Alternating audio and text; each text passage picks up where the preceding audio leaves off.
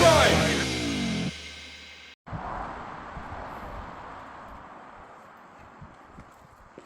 Welcome back to the ridiculously upgraded setup that's not my kitchen. We don't have the owners of Echo Town Studio tonight. We have Mattastrophe. Is that what you're known as? Yes, Mattastrophe. Catastrophe with an M. Yeah. So yeah, we got Matt Barber, guitarist, singer-songwriter, general legend. Full fat legend. Used to hail from Dorset, didn't you? And now you're up in... Is it Essex? Yeah, I've been a bit of everywhere. I was born in Essex, and I moved down here when I was a kid. I've lived in Brighton briefly, lived in Bournemouth for a while, lived in Dublin for a while, and now, yeah, back in Essex. Back in the hometown, back where I was born, even though the hospital's now gone. Do you have this sense of, like, when you come down to Weymouth again, that everything just feels a lot less pressure? I do get a sense of relief whenever I come down to the West Country in general. Probably more so when I go to Cornwall. Whenever I go to Cornwall, I feel like a whole weight's been lifted off my chest. Yeah. I feel like I can breathe again. But, like, coming down to Weymouth, coming down to Dorset, it does feel like home. Even though I wasn't born here, I did spend most of my youth here, most of my teenage years, my formative years here. So it does still feel like home, especially when, you come over and see, like, Weymouth and then Portland in the distance. Yeah. There's still an element of like, oh God, I'm home. This is great. Do you feel like a lot changes between you not being here and then coming back? Because my experience is two ways. It's everything changes in 3 or 4 years of not being visible, or absolutely nothing changes and everyone's still moaning about the same thing that they were moaning about, the last time you visited. That's a good question. I'd say a bit of both because, like, you're right. There's certain things that stay really static. Like, if I go to Finn's, for instance, that still feels like the same Finn's I went to 15, 20 years ago. Yeah.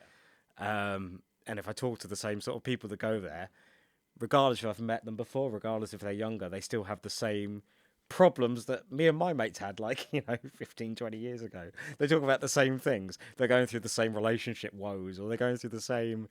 trying to gather enough money to buy a round, that kind of thing. And it's bits like that just don't change. And it's quite nice to see. I feel like Finn's and that part of Weymouth just in general really are a bit purgatory-esque, where time doesn't really move. Definitely. Same people, because people are so habitual, aren't they? Like, oh, it's 7 o'clock, I'm going to go to Finn's. And Friday night. 7 o'clock. Yeah, and then a pint turns into 4, and then all of a sudden you're on the snooker table. And the only thing that changes is the price of beer, to be honest. Yeah. I remember when it was like £2 a pint. Now it's like, what, 8 quid? And you're like, oh my God.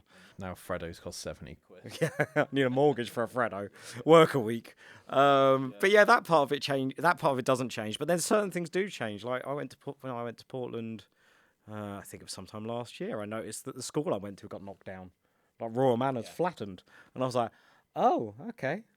Stuff like as well. That today I went into Weymouth, Cineworld's gone. I was like, okay, that's been lifted out. Yeah. Part of history, isn't it? Yeah, it's a shame. I know it's stupid because it is a business at the end of the day, but it is still a business that has a lot of memories. There's things in there where I'm like, oh God, I remember going to Cineworld in 2000 and... God, it must have been 2010, 11, with a group of other Weymouth College students at 2 o'clock in the afternoon on like a Wednesday to see a horror film. And there was only 5 of us in there. It was Let the Right One In or something. A remake thing. And we just pissed about the whole time. Just changing chairs, throwing popcorn. In this world of like, we're putting this back on Netflix, immediately your core memory is like, oh my God, I watched that in Cineworld. Yeah. No, totally. I can't believe that's back on the TV because I watched Lost in Space. In Cineworld or whatever, Very weird seeing stuff like that. Totally. Yeah, definitely. Right, let's ask the first question. So you just mentioned that your school got knocked down. Yep. So how did you find school overall? Did you thrive or did you survive? Were you part of a clique? Thrive or survive? So I ended up being a bit of a nerd. So I joined. I had a bit of a strange upbringing at school. So I moved around a bit when I was a kid, as I mentioned. So when I got to Royal Manor on Portland, I went in at year 8. So I kind of missed year 7 where everyone bonds and kind of had to find my way then. Yeah. I managed to get along with quite a few people and quite a few different cliques. I could float between a few, but I'll be honest, at the end of the day, I was a nerd. I ended up the library with other nerds, nerding about, looking up books, playing music, talking about bands that, parents liked or were from about 10, 15 years before, that kind of thing. So, yeah, very much in the nerd camp growing up. Yeah, no, fair enough. I think if you can find like a group of like-minded people at school, as long as they don't suddenly, like over a course of a weekend, all change their stance, then I think that's probably the preferred way to do school. Yeah, no, because I was always circling around different groups. Yeah. Like 1 week I was with the goths, and 1 week I was with the skaters, and 1 week I was with the chavvy kids. Yeah. And a lot of that is due to like where I lived physically, like the house and the street I lived on. I walked to school with those people. Yeah. And it didn't really matter if we were all like-minded or, a lot of them were really into sport, and I was kind of tagging along because I just wanted to walk to school with a group of people rather than as a loner. Yeah. No, but totally. I remember saying to my mum, this is really embarrassing, like, you'll always walk me to school, won't you? Aww. And she's like, fuck off. Get out of my house and don't come back till dinner time. 6 hours. Yeah. Don't come home until the sun's coming down. Yeah. Okay, mum. Shout out Gina, legend. Naughty thing. Can you remember any absolute crazy moments in school, either that you might have produced or your friends produced? Like, did a dog break in, or did you find some naughty magazines in a bush? I mean, yeah, everyone found a naughty magazine in a bush. Like, I genuinely believe there was one person in the UK planting. Oh, yeah, I bet. Like a page, just throwing it in. Yeah. This is for you. Nowadays, you go up and they ID you, but that's a whole different story. Unlocked smartphone. And now that you've got this new verify age thing, you've got no chance. Wanking license. Yeah, we had stuff like that. Like, I could tell a very naughty story when I was a kid. We a few of us hopped fences through different gardens, got to one garden, stole a load of plastic plant pots, and then ran away and hid them, and that was it. Don't know why we stole empty plant pots. Didn't have anything in them. I felt so guilty. I buried them in the garden. You get like a buzz from it, don't you? And then you get hit by this wave of guilt of like, oh, that's a bit of a shit thing to do. I did the same thing with a thing of toothpaste once. I got a free sample of toothpaste, but I was so young I didn't really understand what a free sample was.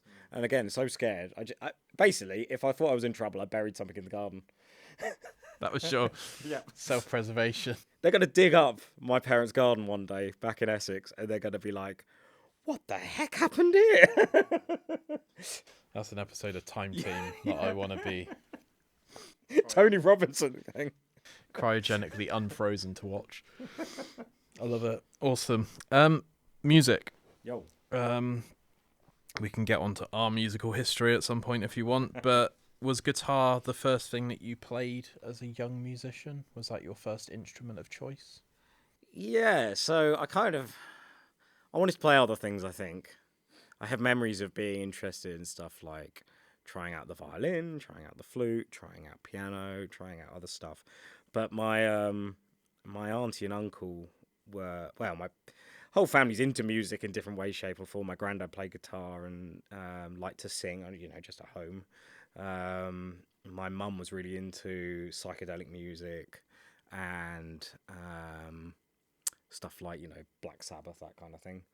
And my auntie and uncle were really into like contemporary music in the 90s. So they were like, they were into older stuff as well, but they were into stuff like grunge music. They were into stuff like Alanis Morissette and Catatonia, the Cardigans, Britpop.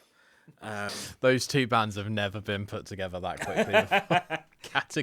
Catatonia and the Cardigans. Yeah, well, it's all C, isn't it? Alphabetically, they might have been together.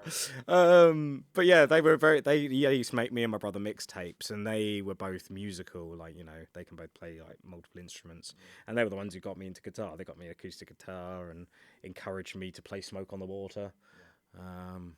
And I kind of resisted for a lot of time, really, to try and play music. So I go to guitar lessons, but as soon as I learnt chords to a song I was interested in, I wasn't really interested in any of the theory. I wasn't interested in being technical. I just wanted to play songs I liked.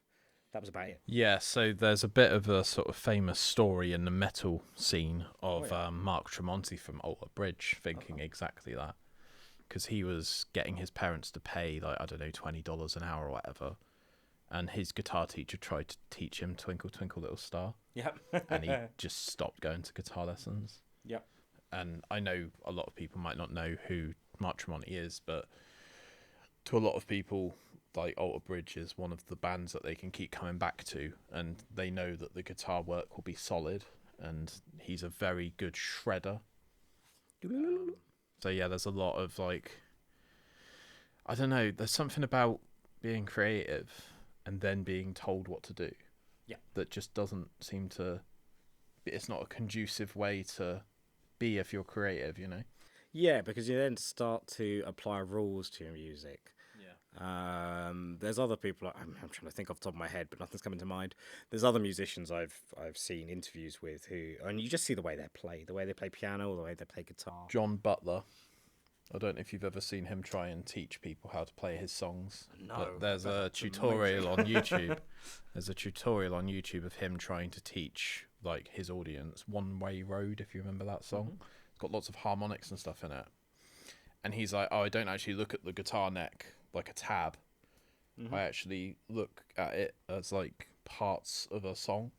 Like the fretboard. Okay. That's interesting. So he's like do do do do do do do do do do do, and yeah, and he obviously has to sing at the same time, so he's quite limited as to what he can actually do. Yeah. But he's like, I could never teach anyone, like, actual guitar. Yeah. Because he doesn't really understand how those songs are composed. Yeah. Have you heard much John Butler? John Butler Trio. Yeah. He did Ocean. Ocean's incredible. It's madness, that song. Yeah. That's, like, not really a song. Because it's, like, not got a chorus. It's a very instrumental, it's very sort much of an instrumental thing. It's like 10 minutes of noodling. Yeah, it's just incredible though. Like, it's an 11-string guitar as well. Is it 11 string? 12, yeah, it's got 6 and 5. That's baffling. Yeah. I wonder what tuning that's in, because that must be a crazy like open tuning. Yeah. But yeah, he's a good example of someone that, you know, I always say this, but, like, when people struggle at school, it's because they're not being taught in a way that's engaging to them. Yeah. So it's like trying to teach a giraffe how to climb a tree. Definitely. I mean, And it's like, I'm good at having a long neck and being a giraffe. I'm not good at swimming the ocean and, you know, horses for courses and all that, isn't it? I think they're starting to cotton on to that, because, like, you know, when we were growing up, you're right. It was like you read from a book, or you followed the teacher on the screen, on the whiteboard or blackboard or whatever. Yeah. Whereas nowadays they're understanding that people learn differently. I'm very much a hands-on learner. I learn most when I'm doing something. Yeah, I learn from watching someone do something, and then I mirror what they do. I'm visual. Yeah. But there's a lot of people that are, what's that called? Like haptic learning, where it's like kinetic.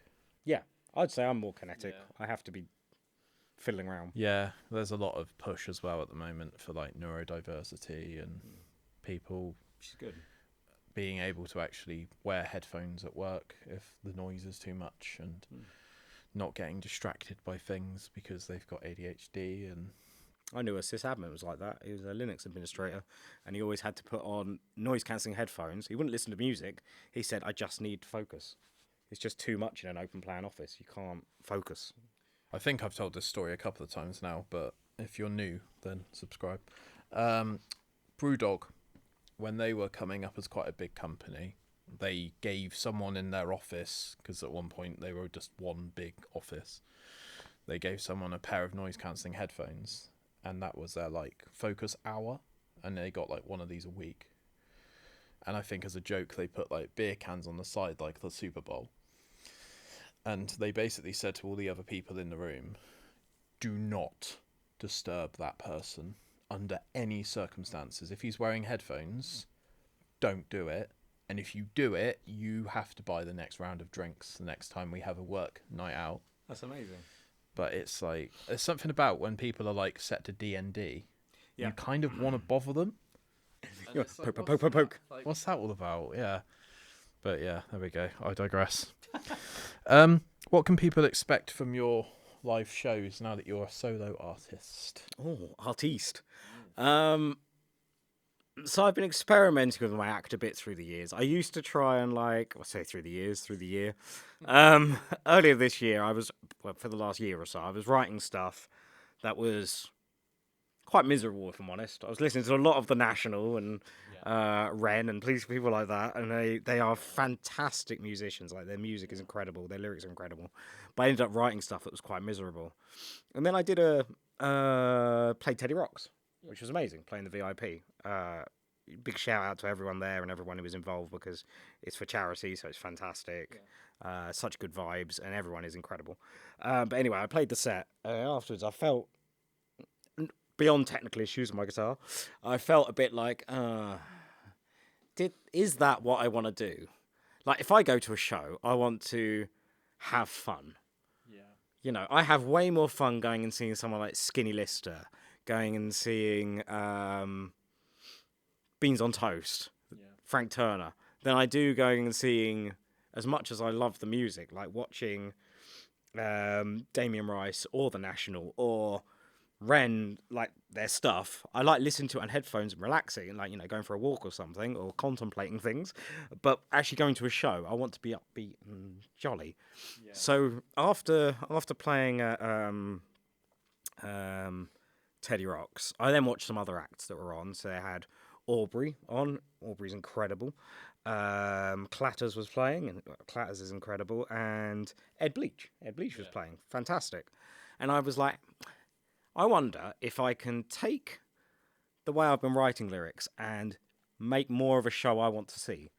So I started to write happier songs. I wrote songs about the way my dog snores. I wrote songs about falling on my head. I wrote songs about cowboy mechanics breaking my van. Because my thought was, like, I want it to be relatable, and I loved it when I played any songs. I played a couple at Teddy Rocks that made people laugh. Yeah. And I got a real kick out of that. Someone laughing or smiling, or just hearing a lyric and being like, oh, that's funny. There's something about that. It's a lot more jolly and upbeat, and it's puts on more of a show. So, going back to your question, long answer, you can expect from my show to hear relatable songs that hopefully make you laugh. That's it. Although it's not comedy music, it's just stories about my life that happen to be funny. I think that's really powerful, actually, because if you are, say, like, for example, you're eating rubbish food and you're consuming rubbish, like... Got a song about that. Yeah. Then you're going to feel rubbish, and ultimately you're going to write music that's reflective of your environment. Yep.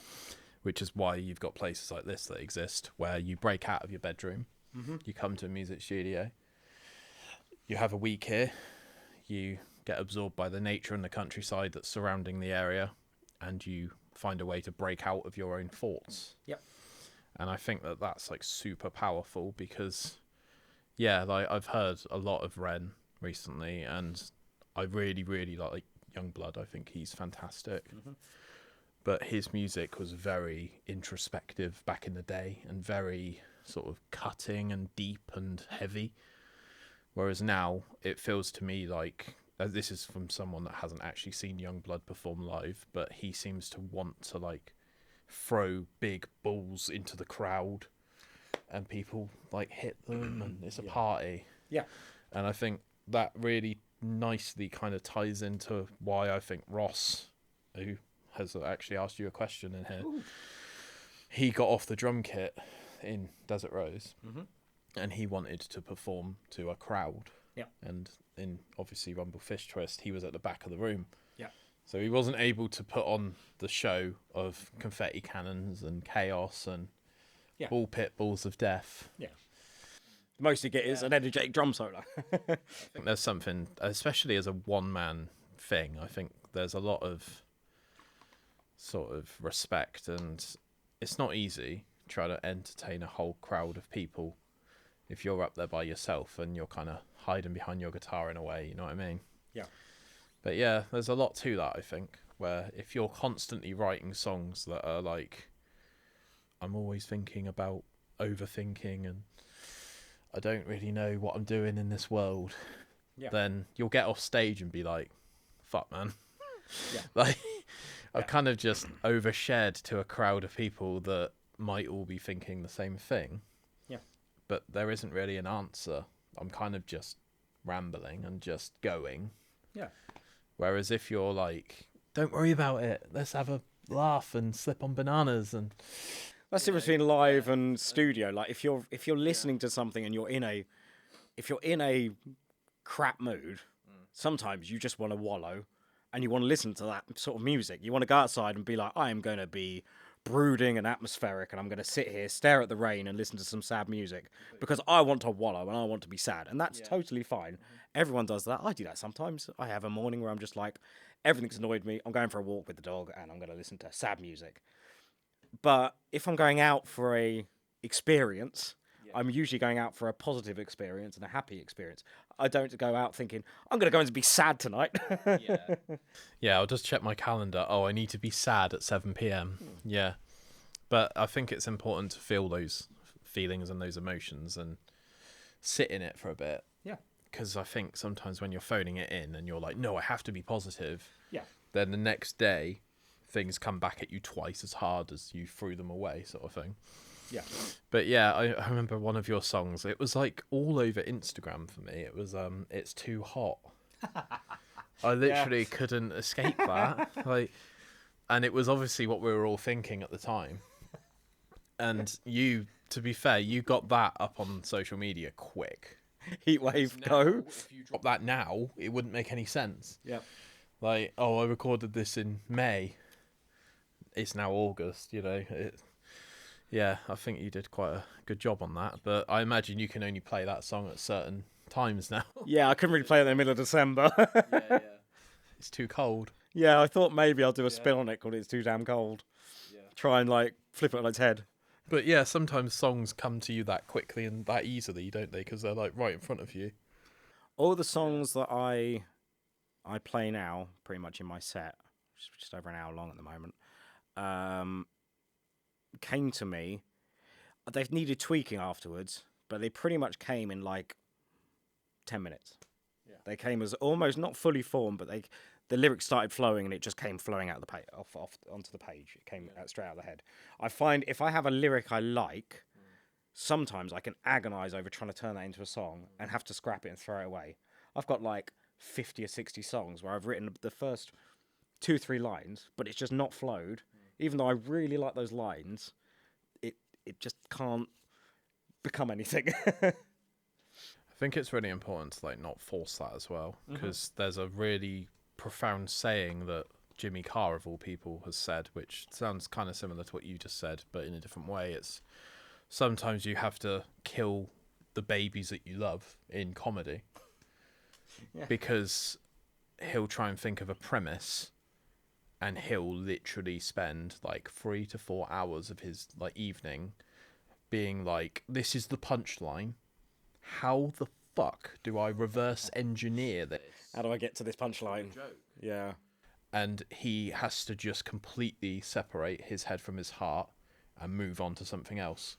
Because otherwise that one line will absolutely just like corrode your creativity. Yeah, no, totally. Yeah. You have to sometimes just file it away and be like, maybe I'll look at that in future. Maybe I don't. And I think that's also quite an important factor if you're a solo artist, rather than bouncing off other people in a band. Yeah. Where there's 3 other people that might have a variation on a theme, as it were, to, oh, well, you could do a drum beat like this, and that might help you sort of loosen everything up. Supreme CBD. Okay, this isn't just a normal ad read. This is stuff that I genuinely believe in. And as you can see, I'm using quite a bit of it at the moment. Are you getting enough sleep? Is your sleep hygiene good? Is your overall anxiety at a good level? Is it manageable? these are the questions that you should be asking yourself. So for me, I think Supreme CBD is the best in class. I've used other companies previously, and their oils and their edibles are just absolutely fantastic compared to other brands. The Bears are super popular, and they're currently doing an offer which is unbelievable. If you use my code Bedlam40, you can get this offer for just under £65. And the size of the tub that they are selling with this bundle is 5 times the size of this. So with that, you'll get a 3,000 milligram oil, 3,200 milligram tub of Bears, and you'll get a free gift. So if you use the code Bedlam40, you'll get that for just over £65. Also, everything on their site is 40% off if you use my code, which is Bedlam40. And this stuff is just absolutely fantastic. I'm genuinely really surprised that I'm getting on as well as I am with this. And I'm not being paid to advertise this. So yeah, you can get them in different strengths, depending on your mood, depending on what you think you need to function. So thank you very much for supporting the show. And back to it. Absolute bedlam. When you're in a band and you're writing material, you could, like you say, you can bounce ideas off people. I find the writing process very different being a solo artist. When you're writing with a band, every single band I've been in, you write the music first, then you write the lyrics. Rumble Fish Twist, we did that. We wrote the music, and then Tom would go away and write the lyrics. Yeah, and be sad. And be sad. When I do my acoustic stuff, I always write the lyrics first. Okay. Every single time. And then I write the music to go around the lyrics. I wonder what the majority of that sort of style is, where if I asked like 200 bands in the UK if it's lyrics first or music first, I wonder what the majority would be from that survey. I know at least one touring band that do music first. Yeah, I think lyrics that second. seems to be the most. They come to the lyrics. Because then the lyrics can be quite elastic. Because you've got like a guiding track of like do do do do do, and then you can get your inspiration change as well. your words based on the cadence of the tempo, sort of thing, you know. Yeah. But yeah, I wonder what that is. Comment below if you Yeah, write lyrics first or music first. I'd be curious to know if other solo artists write their lyrics first as well. Do you physically put pen on paper, or do you write everything down as like a note on your phone? Google Docs on my phone. Usually on a dog walk. Most of them are written on dog walks. Yeah. Do you find like musical inspiration hits you when you're not necessarily looking for it? Yeah. Yeah, sometimes like that one you mentioned, that Too Damn Hot song, that was just, it's hot, I want to write a song about it being hot. Yeah, and you had a premise and a subject, and you knew what you were really hot. Yeah. Sometimes I would think I want to write a song. Sometimes I might be like, I want to write something. Yeah. So again, I get my thing out. And a lot of the time, when I do that, a lot of the time I'm like, I end up throwing them away. But usually I need something to spark an inspiration to write something. So like, for instance, my dog snoring. Yeah. I was lying in bed, my dog's snoring away. I go to get my earplugs to drown out the snoring, and I think I want to write a song about my dog and snoring because I think that's quite a fun topic. And it's a very relatable thing because a lot of people seem to have pets, and they can parlay it into having a cat with a weird thing, or rabbit or hamster or gopher. No. Child. Yeah. Right, yeah. Awesome. Personal experience there, wasn't it? Yeah, absolutely. I got real. So, we were in a band a while back called Rumble Fish Twist. Yeah. And I always think about that because that was like the first band that I actually played bass in. Hey. And I wasn't very good. And I just had this real heat and this real ambition to just be 1% better every gig we played. Yeah. And I genuinely don't know how we actually all managed to get in the studio like once a week to rehearse. Because Gilf, bless him, like he would occasionally text back, and it was text as well. This was like pre-WhatsApp, pre-Facebook. Yeah. Ross, bless him, he's one of the nicest people I've ever met, but he is awful at replying, even now. If I message him right now, he might message me back in like 3 days. Amazing. Maybe. Which isn't a great thing if you're planning Roscoe Fest. You're going to get a text after this goes out, aren't you? I'd say it to his face. I'm telling you. I used to play Pokemon Go with him quite a lot, and he just slowly started just being just so slippery, man. So slippery. He's like a wet otter. You just can't hold on to him. Yeah, there we go. And yeah, we had me and you as well. Like, you were the guitarist, I was the bassist, and I'm quite surprised that well, two things happened. We seemed to write music at a very rapid pace. Yeah. And we also, within Weymouth at least, we got quite a lot of gigs. Yeah. In very short space of time. It all kind of happened over the course of about 6 months. I think sometimes we almost played more gigs than we actually rehearsed. Yeah. And we found a sort of sweet spot where we had like a 45-minute set. And we kind of just rode that till Valhalla, because we got to a point where we couldn't really think of any more music to write. Pretty much. And we ended up having to kind of do, was it Radiohead Creep? We did Creep and Supermassive Black Hole. In Bloom. In Bloom. Yeah, so we kind of had to sort of go back on ourselves, and I'm really glad that happened. That was good fun. But then I think you moved. Ross wanted to get off the drum kit, which I completely understand. Mm-hmm.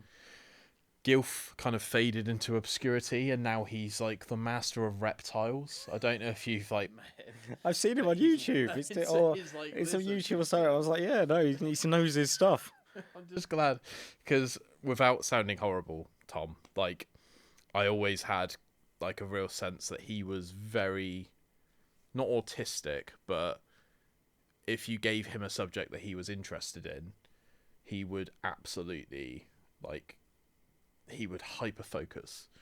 Because he was really into Nirvana, wasn't he? Yeah. Really into Kurt Cobain. Totally. And there's nothing wrong with that. As long as you draw inspiration and you don't copy, then that's fine. But I'm quite... Tell that to Puddle of Mud. I wonder how he got into reptiles, because it feels like he's grabbed that with both hands. And I don't think there's anything wrong. What's reptile? But some of my friends say to me, oh, I saw him the other day.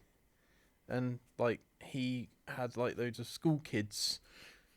He had lizards and all sorts of reptiles going on. And it's interesting how when you live in a small town, you end up sort of cascading into different subjects and different expertises, and I wonder if he's ever really sang since being involved in that.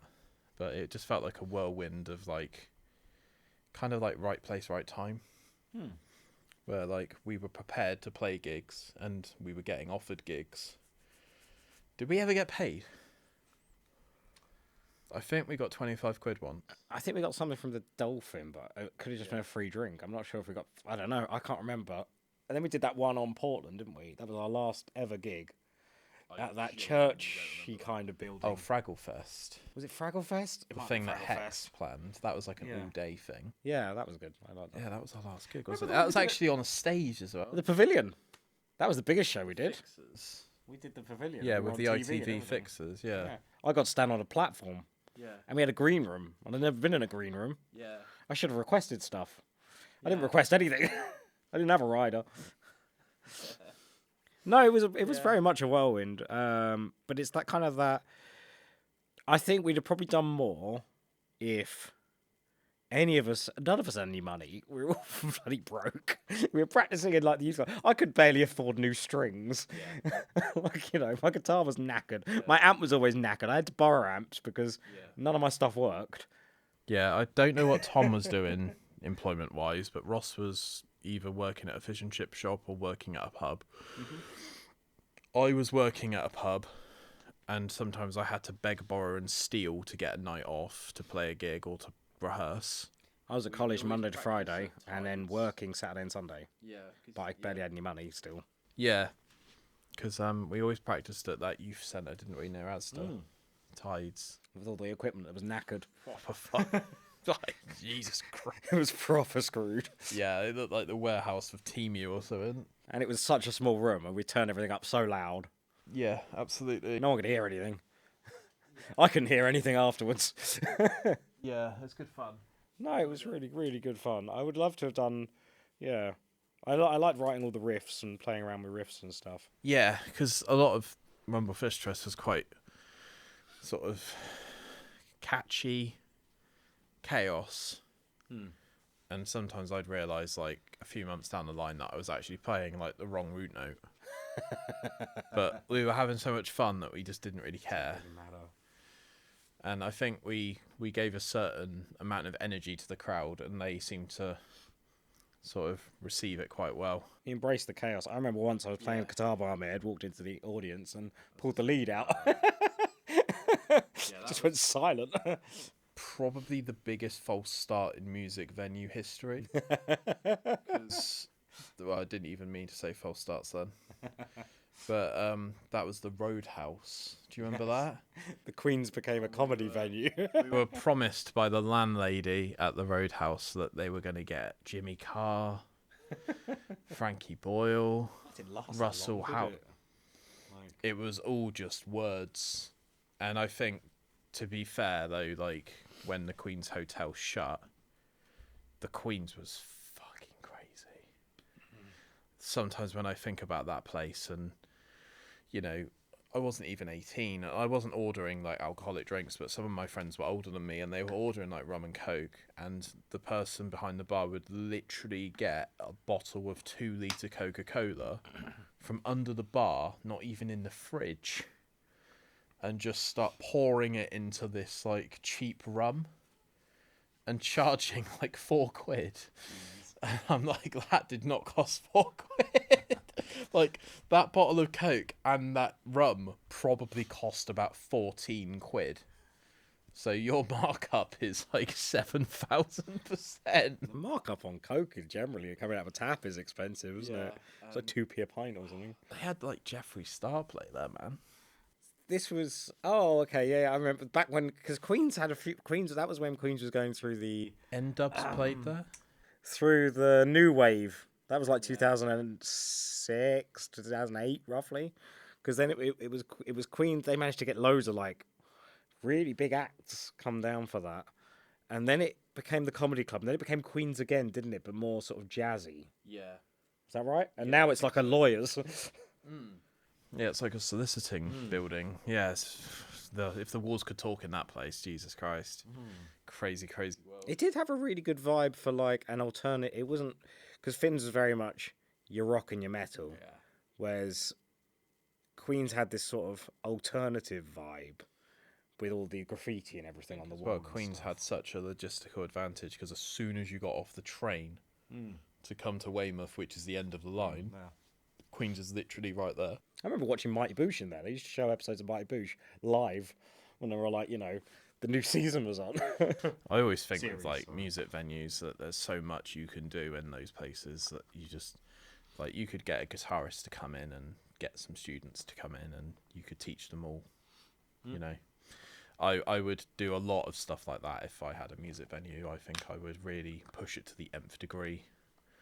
Problem is cost. It's just everything's so squeezed these days. Like, you talk to any landlord, you talk to any venue owner, and they are like running right at the edge of what they can do, because just the cost of everything. People can't afford to go out and splash out on drinks as much as they used to. The cost of everything goes up. The markup on a lot of drinks ain't that much. And breweries seem to run that race now. If you want to support place by drinking, drink spirits. Drink spirits and buy food. If you're buying food, is good. The wastage tolerance for like a keg of beer is like, I think out of a keg now you get about 88 to 90 pints of beer. So if you don't know how to pour that beer at a like 90-degree angle with the glass, and you're producing foam, you could probably do that like 7 or 8 times, and then you're running that keg at a loss. That's mad, isn't it? Which is why now the price of a pint, like earlier we were at the brew house and it was what, £6.80? Yeah, £6.80 for a pint of beer.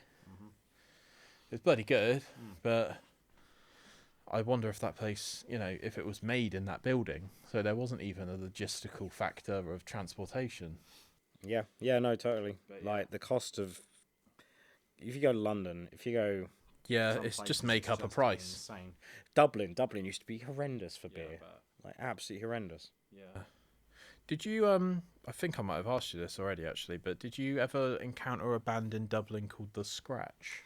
No, but you sent me some of their stuff, and I'm surprised I never encountered them because it's right up my street, like Irish punk, Irish folky punk stuff. Not my usual music, but that Another Round song, I was like, this is mental, and it just seems to get crazier as the song goes on. Yeah, I love that. I love that building to like some sort of chaotic, like, and because it's going out and getting hammered in a bar, it kind of makes sense for it to get wilder and wilder as the night goes on.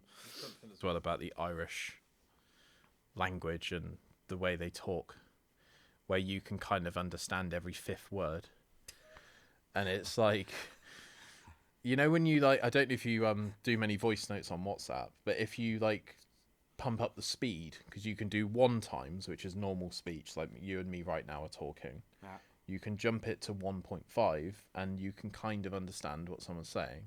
Yeah. But 2 times speed is almost impossible to understand because it's not how we talk normally. And some people listen to things on 2 times speed because the brain filters out what's actually important in that voice note. Yeah. So to me, the Irish language is a bit like that, where it's like, Clarkson's Oh no, the Brits are at it again. Clarkson's Farm? Yes. Gerald. Yeah. Yeah. Well, this is the thing. You get the odd word, and you're like, oh. You're someone from Dorset talking about accents now. So I'm very I'm very sheltered. Because you're not but you're not going, ooh, tratter, are you? Or cider. Now, you get broad accents everywhere. And, I lived in Ireland for 6 years, and there is regional accents. There are certain regions you go to, and the accent is definitely more broad or thicker or whatever. Yeah.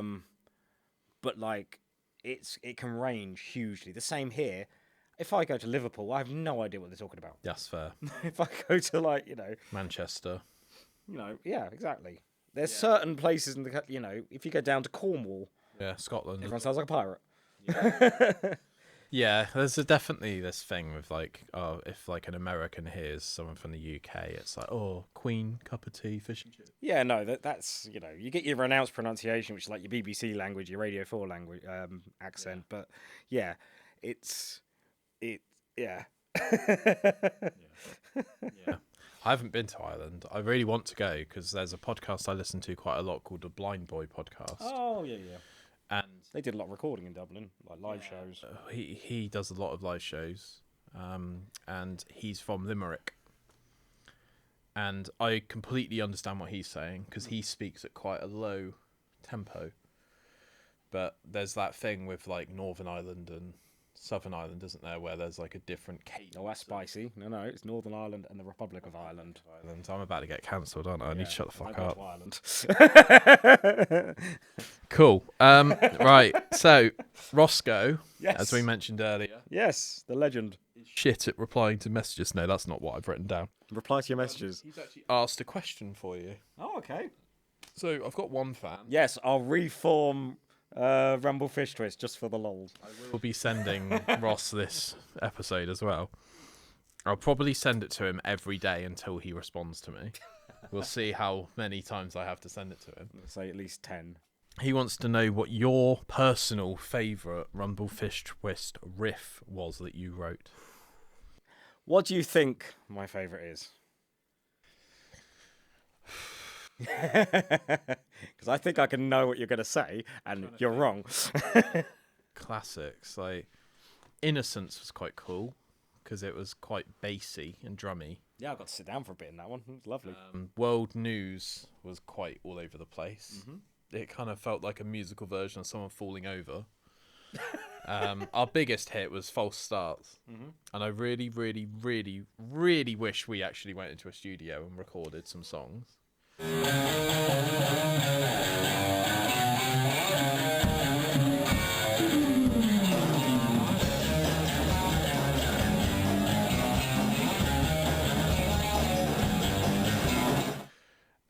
there was another song called "These Legs Are Not for Free." Yeah.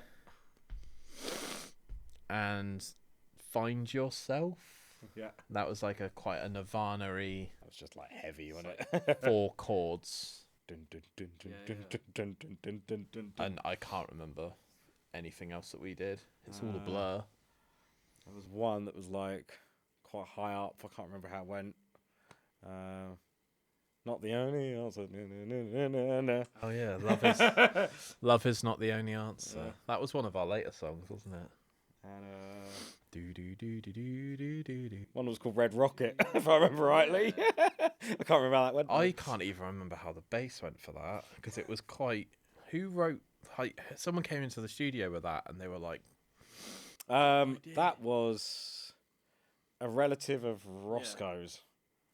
I can't remember if it was sister or auntie or half sister or cousin, or I've forgotten the relation entirely.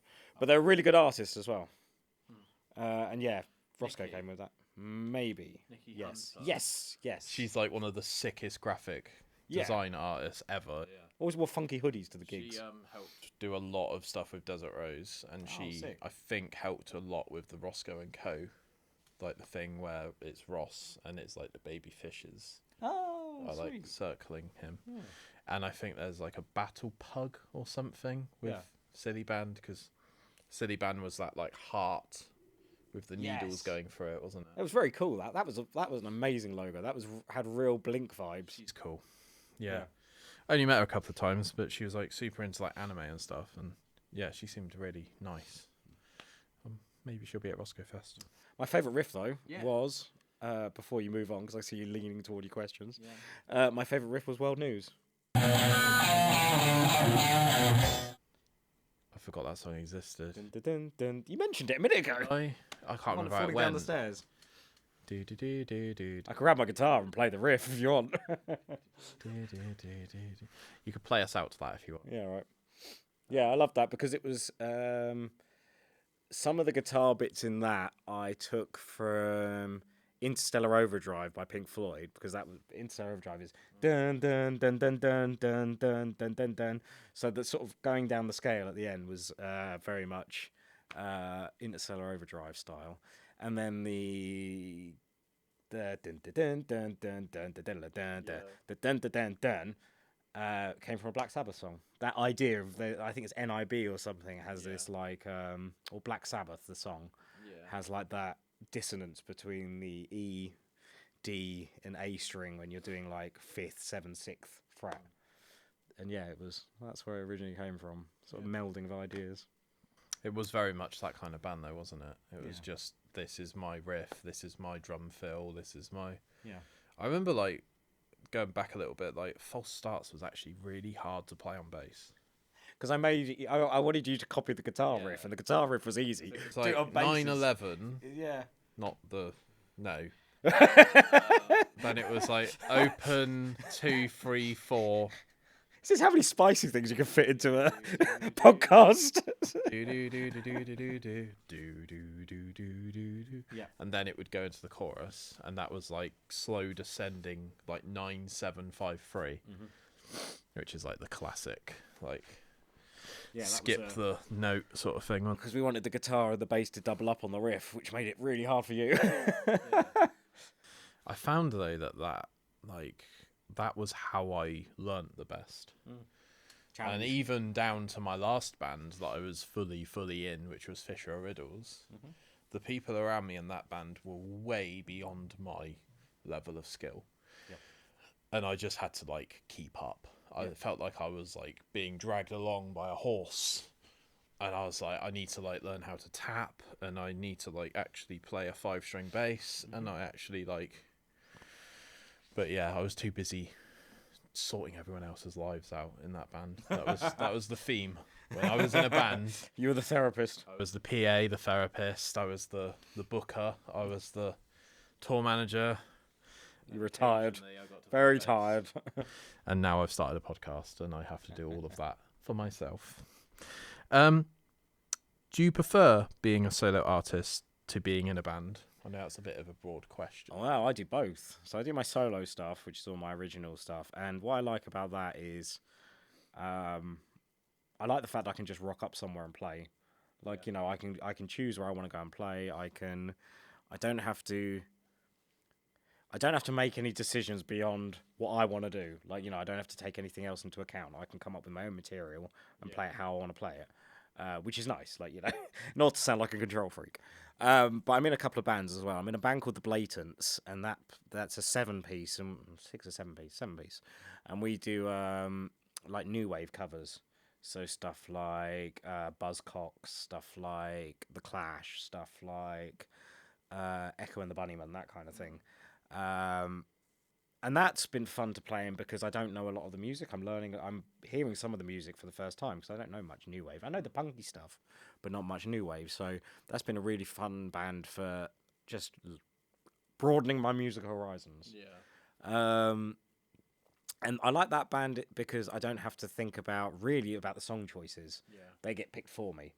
On the flip side, I don't get as much say in what we play because I don't know the music from that sort of era. The other band I'm in is called Lin and Tonic, and we do contemporary covers.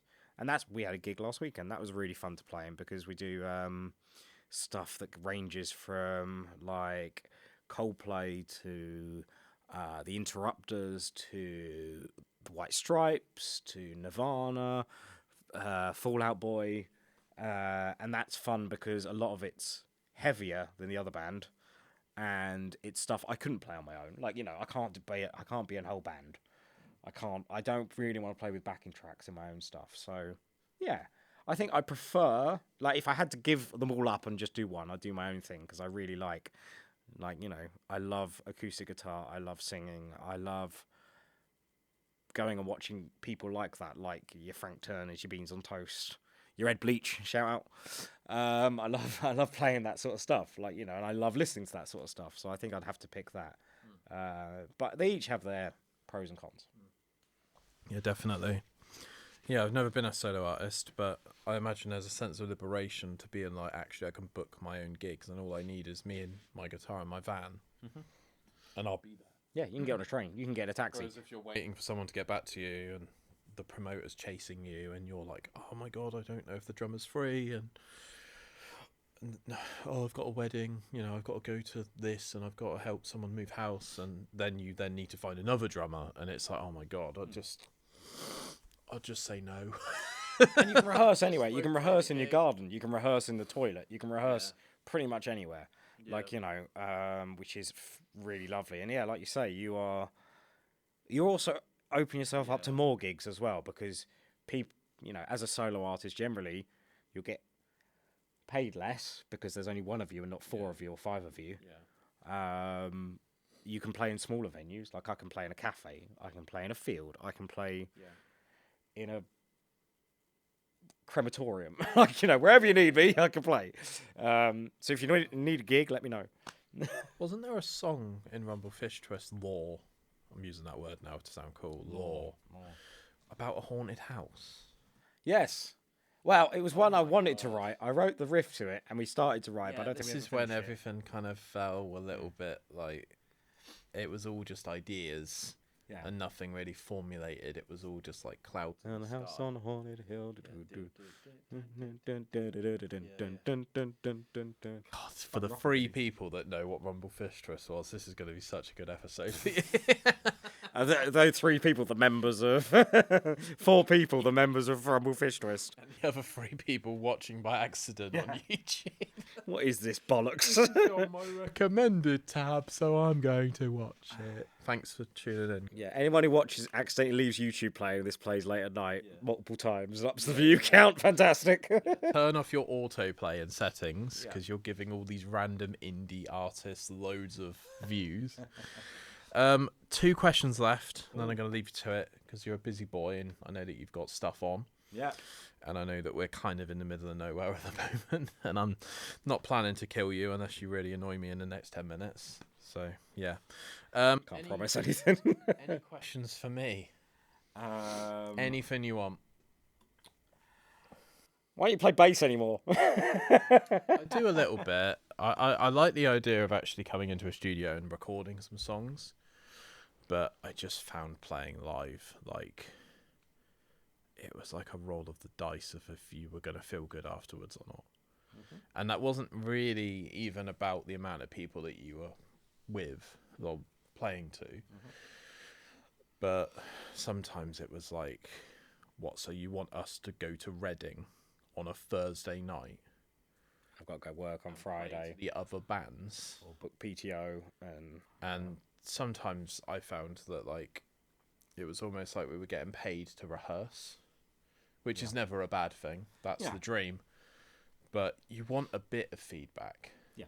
I think the worst thing as an artist to ever get in any aspect, as a podcaster, as a musician, as a comedian, is nothing. Yeah.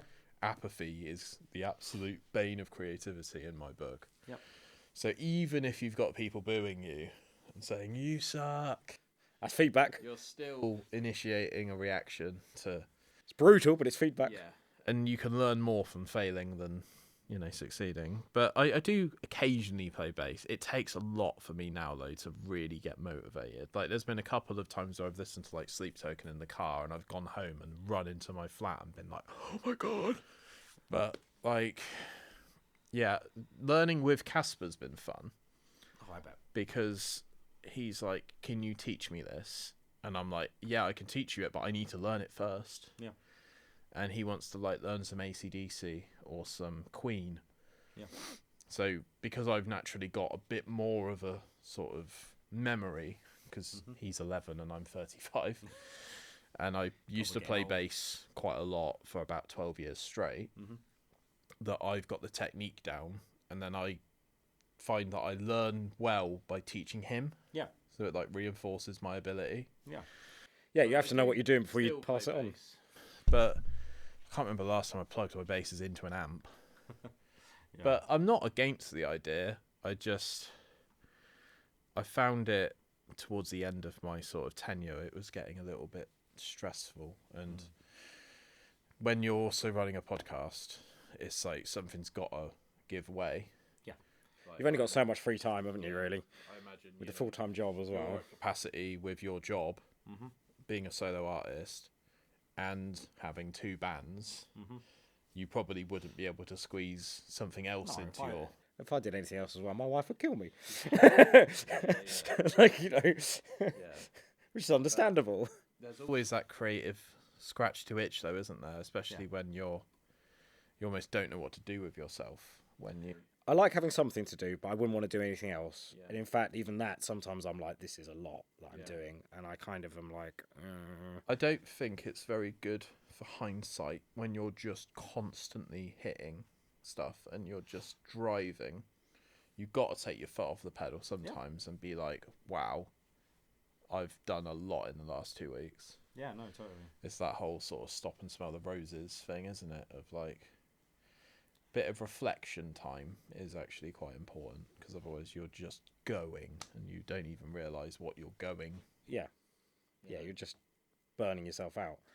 I think some of it is when you're younger, you've got this goal on, like, you know, oh, I need to make it. I need to, you know, even Rumble Fish Twist, I remember being like, oh, I want to get paid. I want to do gigs. I want to record all this other stuff. Whereas I think as you get older now, because I've got, you know, got a job and everything else, I'm not doing... There's no desire to make it. Yeah, I don't even know what that means now. Yeah.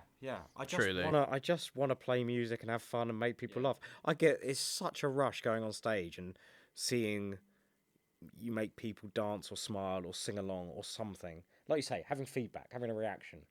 When you've actually got your songs up on Spotify, what can people search for people watching and listening? What can they find you underneath the guise of? So, if you want to find me on Instagram or Facebook, it's Mattastrophe. Matt, MATT _AS _TROPHE on Instagram. Same for Facebook, but change the underscores to hyphens, because Instagram doesn't allow hyphens, which is really annoying. And it will be the same as on Facebook, on Spotify eventually, and YouTube and all those, and it'll be Matt-AS-Trophy. I am planning to release an EP later this year. It's called My Dog Punched a Duck. I am in the process of recording tracks. I've recorded some of the tracks at my good friend Andy's studio in his garden, that he's mixing at the moment. I'm also doing some recording of some other tracks over at Card Trick Music Studio just outside Chelmsford, and I'm hoping to get those done in the coming weeks.